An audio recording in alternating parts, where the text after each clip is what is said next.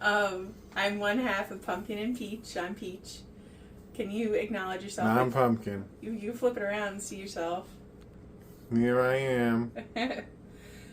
Apparently our channel is now a cooking channel. It's not. That's like all we do. What are you looking at? The Polychronopolises are home. Oh. So if you listen to our podcast, because that's really what we are, we're a podcast. We talked on our latest episode about me making a kind of bastardized version of Alton Brown's pot roast. I love Alton Brown. Beef stew. Thank you, beef stew. Yeah, beef stew. I love Alton Brown. He's like one of my favorite people to watch on Food Network. And what we learned last night was that it was more of a goulash, right? Than a stew, because that's what he picked. Yeah. I wish I had my cup over here. Which I guess is still a stew. Yeah. And he uses like short ribs and he cooks it differently in the oven and then brings everything together in the end. I'm not doing that. I didn't do that. I'm just using his recipe for like the gravy aspect of it, the flavoring, because we keep using, we were using like the McCormick seasoning packets or Campbell's or our ShopRite brand. That's like our local supermarket chain. And not that the flavor wasn't good, but it wasn't like, I don't know, it wasn't strong. It was like very mild, and it just, not that I want spicy stew, and that's not what I mean by mild. I just mean like the flavor wasn't like strong. And when you're eating something, you don't just want to be like, oh, this kind of tastes like brown gravy with vegetables in it. Like, who wants that if you're wanting a stew? So the last time when I made this, it was delicious. It was probably the best beef stew I've ever had. Would you agree with that? Yes. Yeah. So I have all the ingredients to make so like when he does the short ribs, he like he braises them, but he browns them in the pan and then adds them to the mixture. I'm not going to do that. I'm going to cut up the meat, add it to the mixture, and then sear it, and then transfer everything into our crock pot. This fucking bitch of a crock pot that doesn't work properly, but it's on low already, getting ready to be useful, semi-useful. So, look, and I guess we can link the recipe down below, but see, Good Eats beef stew. There's Alton Brown. And then here we go. So, can you hand me the can opener, please? Jeff is traumatized because he just recently cut himself just stop touching it. He cut himself with a vegetable peeler on Thursday night? Yeah, Thursday night. So he's traumatized. Like I said, he doesn't even want anything to do with, need a knife. Sorry. With our kitchen gadget drawer. Alright. So it's 1 1/4 cup tomato paste. We had tomato paste left over. Well, not left over, but like it had been on sale at ShopRite, and we needed tomato paste for Jeff's dad's recipe for pepperoni sandwiches. Again, you listen to the podcast, you know all about that. If you don't, you should. And that is a family recipe, like secret, so that will never be given out. Sorry. Okay. Alright, so we have 1/4 cup of tomato paste. I should have put this on. Let me see if I can do my display so it stays on. Well, stays on for longer than 30 seconds. Alright. So, 1/4 cup tomato paste, 1/4 cup apple cider vinegar. This is not the stuff with the mother. It's just... Even though we have that. We do, but this was already open, so... So is that. Why is that open? Because I've used it. Oh, well, I wasn't aware of that. If I had known it was open. So, 1/4 cup of that. We have 1 1/2 teaspoon of Worcestershire sauce. So, just the Heinz Worcestershire. Can you open that for me? Just, it's a pop top. Thank you. Okay. So it's 1 1/2. So 1, 2, 3. Alright.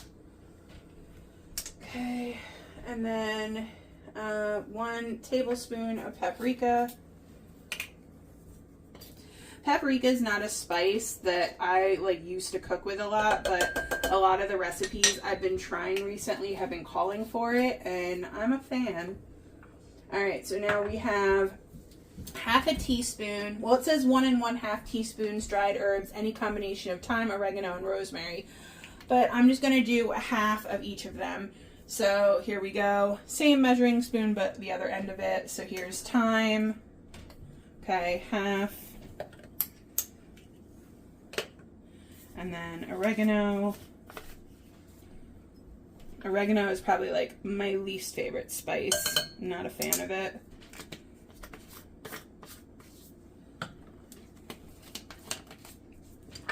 Well, I don't know, maybe cilantro too. Not a huge fan of cilantro. And then this is rosemary. Okay. Okay, all in. Okay. That's separate. Freshly ground pepper. This is about as fresh as we get with the ground pepper. This is, you know, just a little.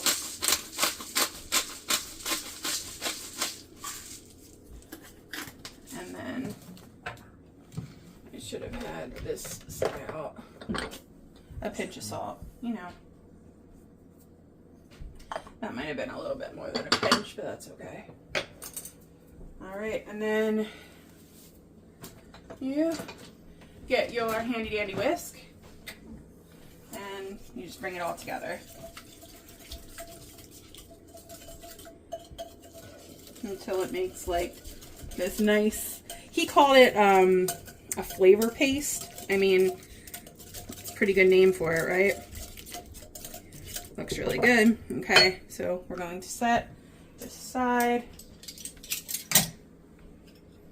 Okay.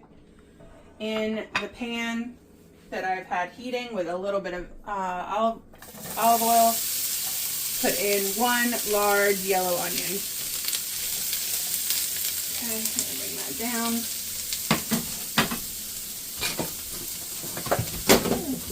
Get my handy dandy bamboo spatula.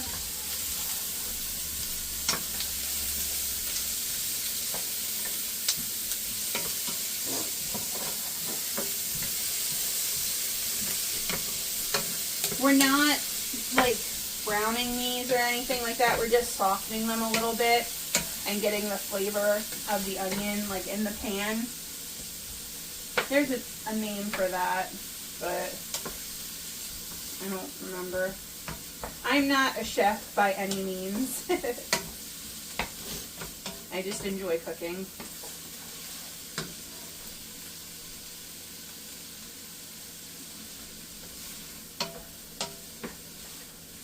Alright, so while these cook down a little bit, I'm going to cut up the meat and we'll come back in a minute. So, bye for now. Say bye. Bye. And we're back. So the magic of, you know, the pause button.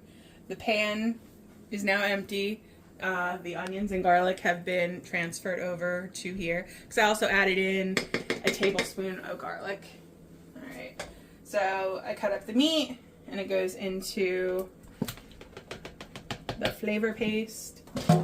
Use my spatula and just kind of zhuzh it around. Let the meat pick up the paste. Ooh.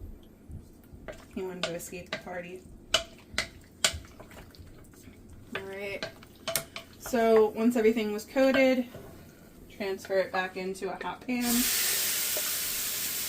Let me get out this. Put we don't want to lose any of that flavor.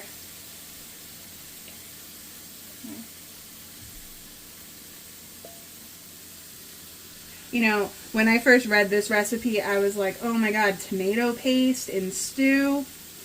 And I was really pleasantly shocked about how tasty this recipe was.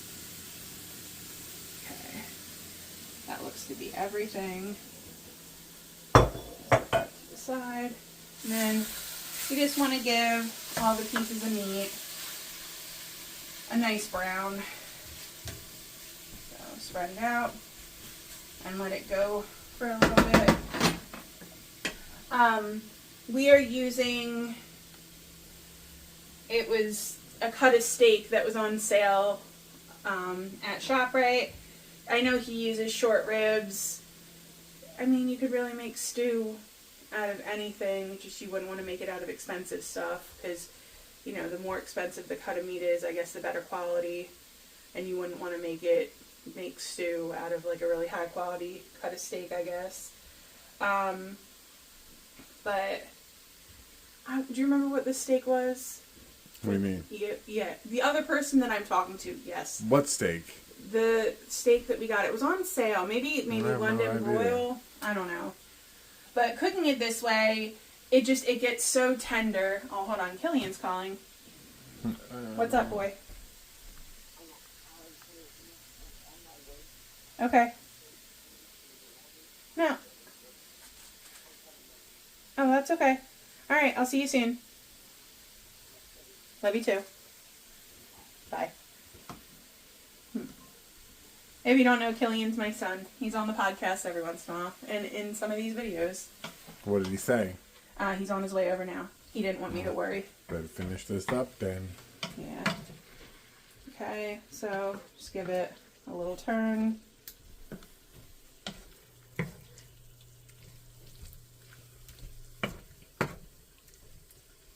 It smells so good. Hey, they should really get on inventing smell-o-vision, right? It's really You're good. probably only like the 35th billionth person to say that on like a cooking video show or anything. Probably. But it smells so good. And it's perfect that we're doing this today, because even though it's not going to amount to a lot, we live in New Jersey, and we're actually getting snow for like the first time in 2 years. Like literally 2 years. It hasn't snowed more than like a quarter of an inch or something crazy like that in 2 years. So, I mean, it's not going to snow more than a quarter of an inch, but like we can look out our window and there's actually a little bit of snow on the ground, which is really exciting. Jeff loves snow. Winter is his favorite time. And there is nothing like a snowstorm and then like a good comfort meal like stew for dinner. They just go hand in hand.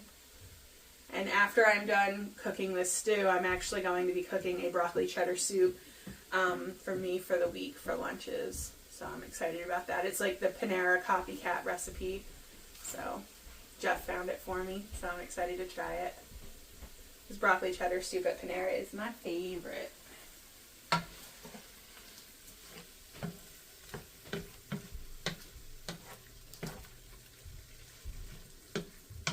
going to mix up with that real quick.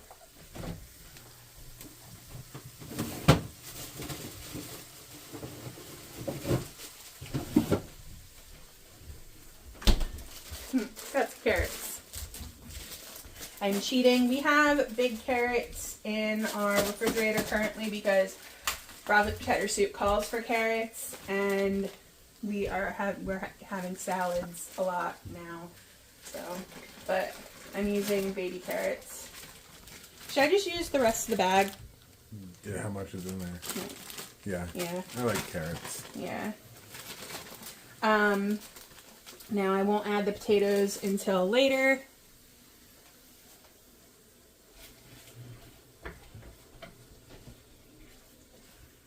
Okay.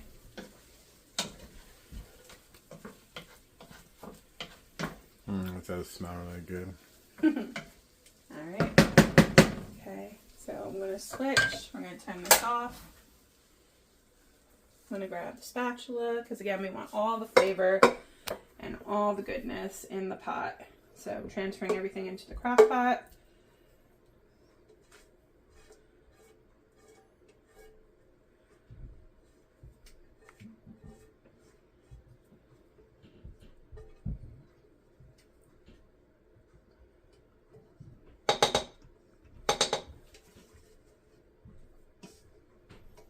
All right. Switch that to the side. All right, so there we go. Spread that over the carrots and the onions, and then give it all a nice little toss.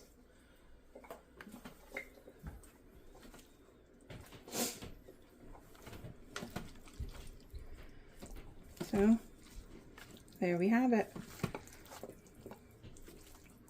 Sorry if it's really loud. Jeff has the phone right next to my face. Okay. Oh, it smells so good. I'm so excited. And this recipe was so tasty the last time we made it. So lid on, crock pot is set to low. Now, I don't know, most stew dishes, they want you to add like water and stuff to cover the meat. I'm just going to let it kind of chill out for probably about 2 hours on low. And then I'll come back and I'll make probably like a cup of beef bouillon, like beef broth, and put it in with like 2 cups of water. And I won't worry about thickening it until closer to when we're due to eat. But that's that. And I guess we'll see you in a bit when it's at the 2 hour mark. Okay, so see you then. Okay, we're back. To you, we didn't go anywhere, but in real life, about 2 hours and 10 minutes has surpassed. Surpassed, not. No, just passed. Just passed, not surpassed. So that's what it looks like so far. And see how there's like a bit of liquid going on in there? I mean, it looks really good, and you can definitely eat it like that. But I'm going to be putting these guys, they're Red Bliss potatoes. Baby Bliss. Yeah, because I'm a brat and had to have those. So you can't cook a potato. I guess you could, but this is how we're doing it. So I'm going to put 3 cups of water into the crock pot, let an hour of time go by, and then cut up the potatoes and toss them in. Because we won't be eating dinner until about 7. But I have 3 cups of water in the microwave. I'm going to add 1 teaspoon? Yeah, 1 teaspoon of bouillon to the beef bouillon to the 3 cups of water. It's for every 1 cup of water, you're supposed to add 1 teaspoon, but I don't want it like, I don't know. It doesn't need all of that because I have like the actual flavor going on in there. Then why even use it at all? Just so it has a little bit extra. I mean, you don't have to. Did you do that last time? Yeah. Yep. Okay. So, not heaping or anything. That's just a lot. 1. It's 1 into the 3 cups. This is the beef bouillon that they sell at Dollar Tree. It's Leaping Leopard beef bouillon. Wow, sounds delicious. I mean, I don't think there's anything wrong with Dollar Tree stuff. It's the same. Leaping leopards. So it's like kind of cloudy, beefy a little, I guess. And Yeah. Beefy means cloudy. So just pop it in. So, and then just give it a nice stir.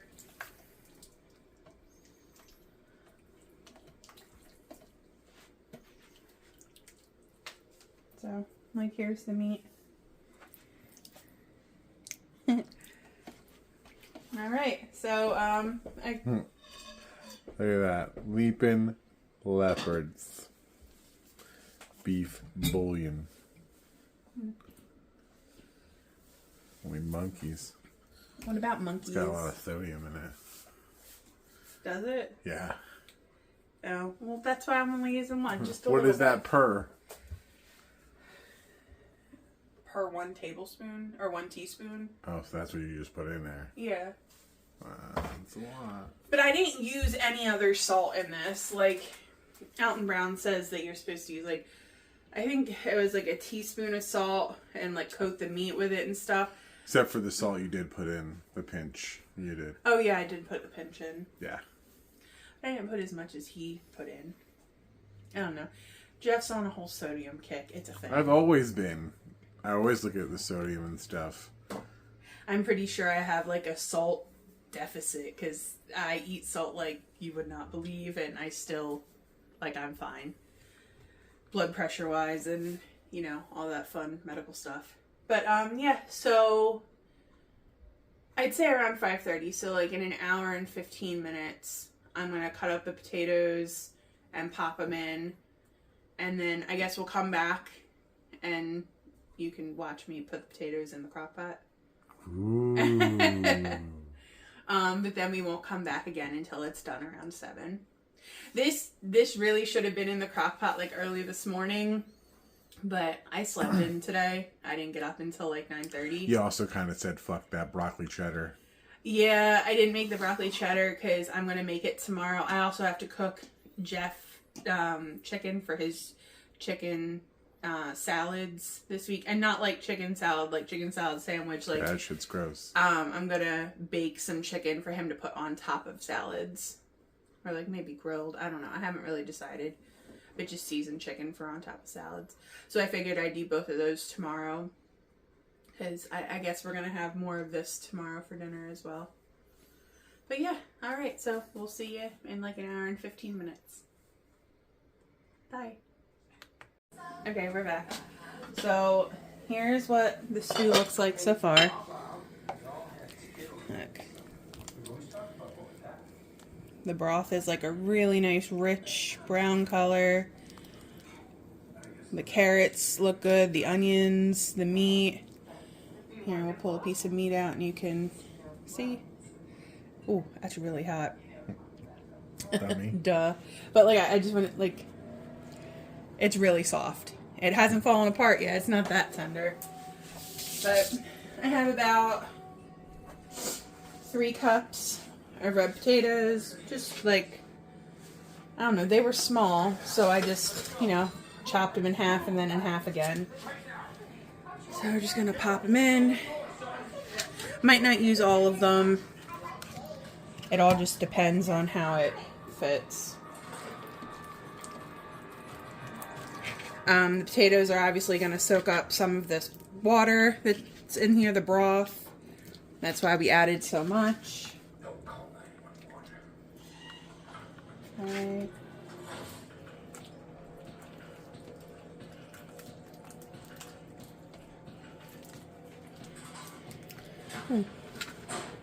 These little guys can fit in. And the last one. Alright. Alright, so around 7, so that's in about an hour and 15 minutes. The potatoes will definitely be good. And I guess, oh, that's really loud. Jeff and Killian are watching a movie. We'll come back and we'll see how everything's doing, and then I'll thicken it up and I'll show you how I do that. Mm-hmm. Alright, so. What's this? I'm cheating and making Dolly's buttermilk biscuits. I made them in my KitchenAid because I didn't feel like dealing with cutting up the butter, because even though it's a box mix, you still have to, like, you're supposed to use like a pastry cutter and like cut in the butter, which is a huge pain in the ass. So I used my KitchenAid. So I'm gonna make drop biscuits. So we'll find out how. Oh, thanks, boy. Killian turned off the TV just in time for us to be done. Yeah. All right, we'll be back. Bye.